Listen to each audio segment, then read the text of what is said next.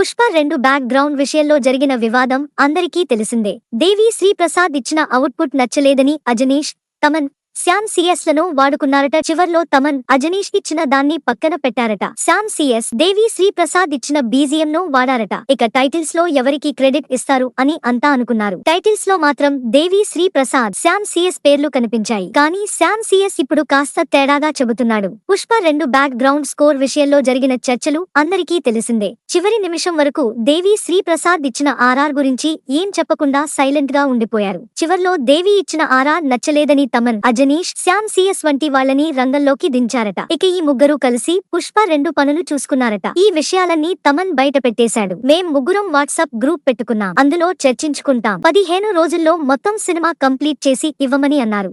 కానీ అలా కుదరదు అని కేవలం ఫస్ట్ హాఫ్ వరకు చేసి ఇచ్చాను. నా work hero Allu Arjun, director Sukumar కి నచ్చింది అంటూ తమన్ చెప్పుకొచ్చాడు. కానీ చివరకు తమన్ ఆటలో అరటి పండు అయ్యాడు. తమన్ చేసిన పనిని పక్కన పెట్టారు. తమన్ ఇచ్చిన ఆర్ఆర్ ను వాడుకోలేదు. అజనీష్ ఇచ్చిన అవుట్పుట్ ను కూడా పక్కన పెట్టారు. ఈ మేరకు లీకులు బాగానే వచ్చాయి. అసలు పుష్ప 2 ఆర్ఆర్ వర్క్స్ ఎవరు చేశారన్నది టైటిల్ క్రెడిట్స్ లో తెలుస్తుంది కదా అని అంతా ఎదురు చూశారు.